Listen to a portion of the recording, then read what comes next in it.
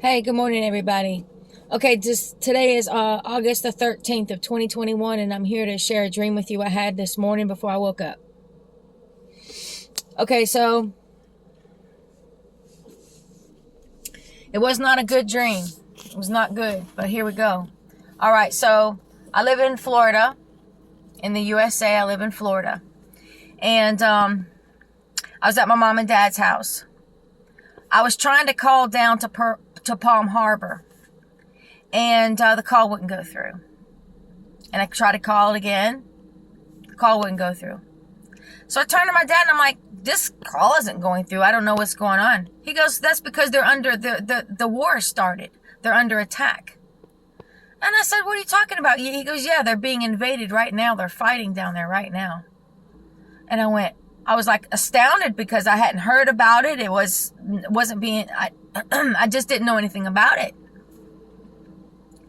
So then I decided, well, we got to get out of here. So I asked my dad, I'm like, can I use one of your vehicles, to pack up some stuff and get out of here?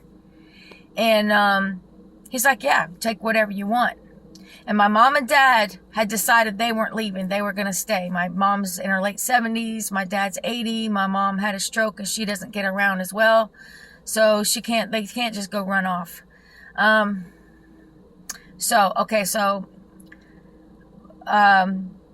was gathering some things together. Now, one of the things I remember, there's only two items that I remember putting together. And they were both my USA, I have Army military jacket, an issued by the military, by Army military jacket. They're old, but so there was two of them I was trying to get together, and they're both very warm jackets, but one's much more warmer than the other one. And I remember saying, well, I'm going to take them both because the difference of the temperature change, I want to be able to change out my jacket. Oh, and another thing I remember, I was putting on my steel-toed work boots. I wear those a lot in my dreams when I'm helping others. Okay, so whatever that means. All right, so this is a emotional video for me. It was very scary when you're in that situation. Many people will be afraid, but try not to be afraid, just trust in the Lord. Okay, so let me get back to the dream. Okay, so I'm getting my jackets together. Now, who is with me Justin's with me, is my oldest son. Justin was with me. Rebecca, his girlfriend, was with me. And one of my son's friends who lives, far away from him. They don't see each other anymore or talk anymore because Justin moved away. His name is Rudy. And Rudy, there's significance to his name. I'll just tell you that real quick. It means famed wolf. And I did a video about a werewolf hybrid not too long ago where I gave a breakdown of that. And I'm not saying Rudy's a wolf. His friend is a wolf. I'm not saying that. I'm just saying it's significant about his name. Famed wolf. Okay, that's a reference to Satan. Okay, to the dragon. All right, so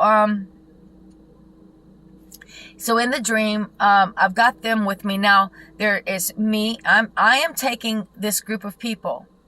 We're going to get out of there. So it's Justin, Rebecca, Rudy, and there's one other person that I don't know. I can't even remember what their face looked like or anything, but I just know there was one other person.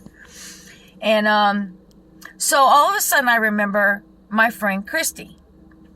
My friend Christy, she lives up on a mountain in a extremely rural area, a lot of forestry around her and things like that. So she doesn't live in the city. She lives off by herself, well, with her family, but you know what I'm saying, she lives on top of a mountain. And so it's kind of secluded area. So just like that, her Christy came into my mind, and I started crying. When I thought about Christy, I started crying, and I said, oh, maybe that's why the Lord put her in my life, so that we could go there. So I started to call her, and the call wouldn't go through. And then I realized I was trying to call her on a tablet, one of those iPad tablets or something like that. I don't have one, but anyway, in the dream, I was trying to dial her on that. I said, oh, this isn't a phone. I can't use this. So I picked up my cell phone and I started calling her on my cell phone. Before she picked up the phone, I could hear Christy. I could hear Christy singing. In reality, last night, she sent me the most beautiful worship song. Christy is a warrior of Jesus Christ, but she has a voice like an angel. It's so beautiful. It will just touch your soul.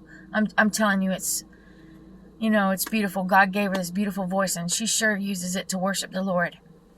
So before she picked up the phone, I could hear her playing her piano, and she was singing this song at the top of her voice to the Lord, and it was so beautiful. And so she did pick up the phone, and I don't remember anything said between us, but I knew that that's where I was taking these group of people. I was taking all of us to her place of refuge. In real life, Christy has been shown by the Lord that her home shall be used as a place of refuge. Okay? During the tribulation, she has been shown this. So that's the significance of her being in my dream. So, like I said, I don't remember any conversation between her and I just know I called her, and that's where I was going to take these people.